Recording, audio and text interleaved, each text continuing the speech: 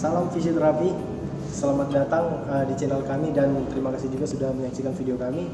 Pada video kali ini kami akan membahas penyakit yang berkaitan masih dengan tangan, tetapi kali ini yang akan kami bahas itu ialah berada di bagian pergelangan tangan.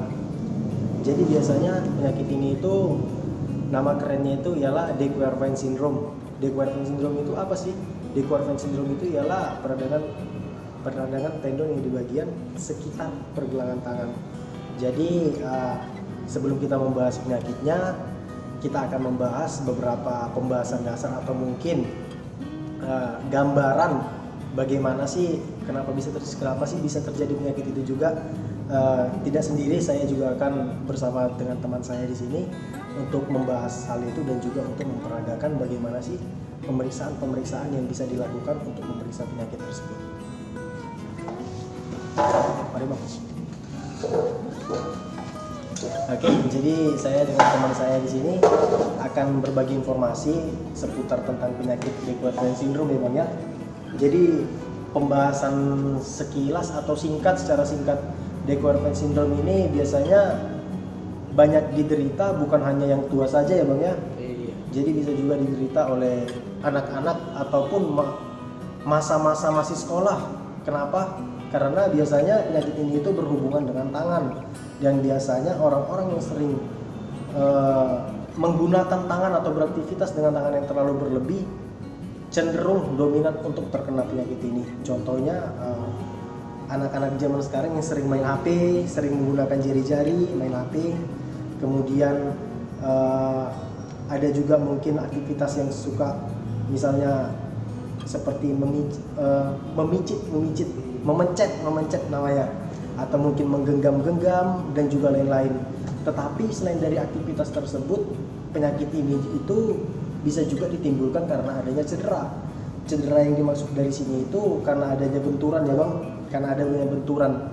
Jadi seketika kadang kita nggak sadar lagi jalan atau kepentok ujung meja atau mungkin kesenggol dinding atau gimana. Jadi karena benturan pada bagian pergelangan tangan kita ini itu dapat menimbulkan cedera sehingga dapat juga menyebabkan penyakit ini. Nah, jadi pembahasan sebelumnya kita akan membahas ini adalah contoh dari jari-jari kita ya. Ini contoh tulangnya. Jadi yang bermasalah di sini itu sebenarnya adalah beberapa bagian dari tendon. Jadi tendon yang ada di sini itu dia itu memanjang dari sini sampai kemari, di mana tendon ini dihubungkan oleh otot. Tendon ini itu penghubung otot dan tulang. Jadi akibat aktivitas ototnya yang terus menerus sehingga tendonnya mengalami kelelahan kalau akibat aktivitas. Tetapi kalau akibat benturan, tendonnya mengalami cedera sehingga mengakibatkan penyakit tersebut, yaitu De Quervain ini. Jadi ciri-ciri De Quervain ini biasanya dia itu nyeri pada saat kita gerakkan, sangat nyeri. Jangankan digerakkan, terkadang disentuh seperti ini aja dia nyeri. Disentuh seperti ini nyeri. Jadi beberapa pemeriksaan yang akan kami bahas di sini itu ada dua pemeriksaan, yaitu namanya Muckart test dan juga Finkelstein test.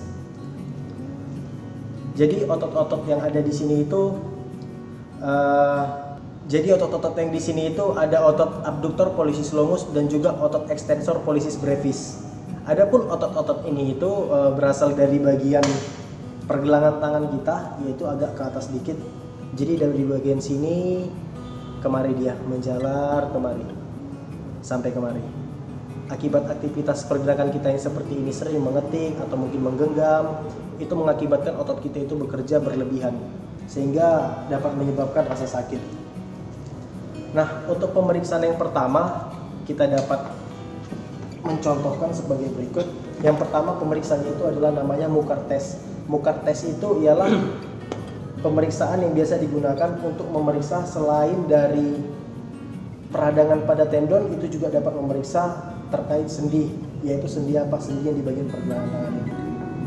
Jadi caranya kita menggunakan Muckart test ini bagaimana sih? Bagaimana sih cara kita memakai Muckart test ini dan bagaimana posisi cara kita untuk mendemokan Muckart test ini? Yang pertama, kita dapat memposisikan tangan penderita atau orang yang sakit atau pasien itu secara merapat seperti ini, merapat.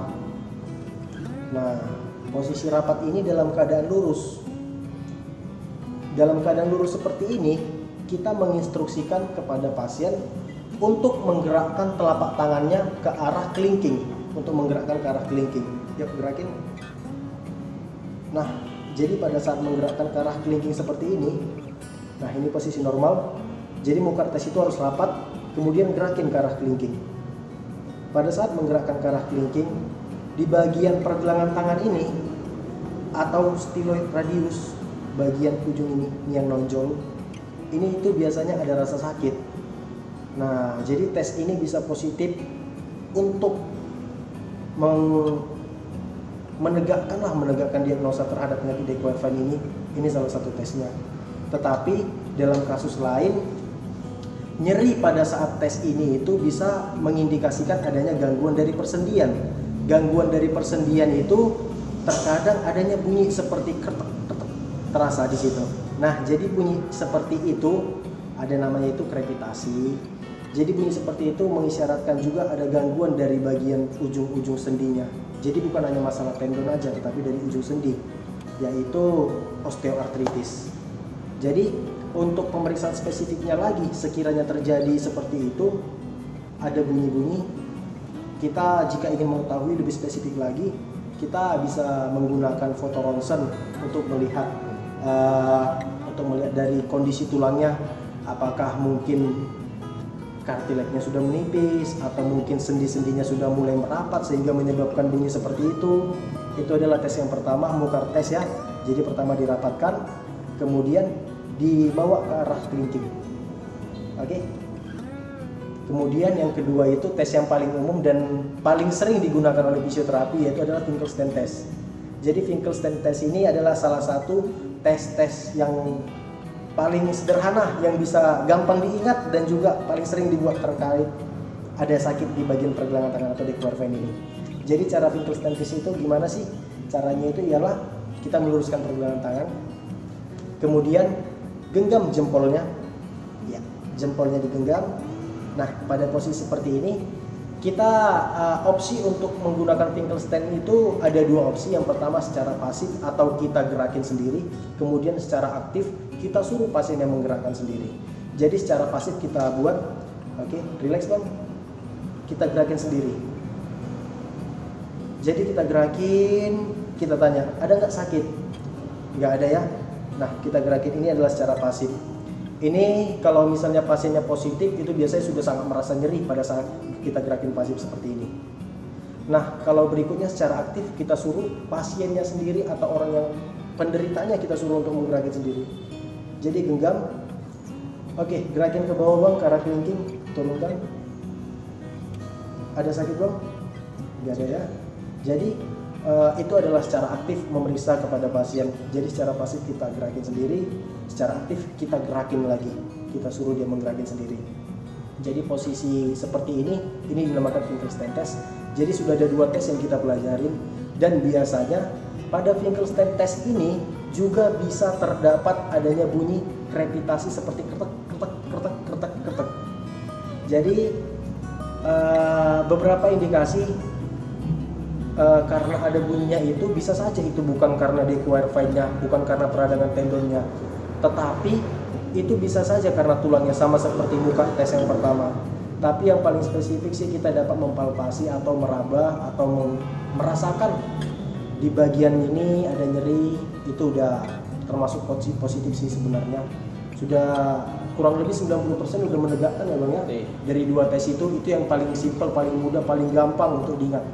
Dan juga kalau sekiranya penanganan untuk sama seperti di video sebelumnya, untuk penanganan kasus seperti ini pada 1-4 hari awal itu kita dapat memberikan kompres es untuk mengurangi peradangan atau juga mengurangi rasa nyeri.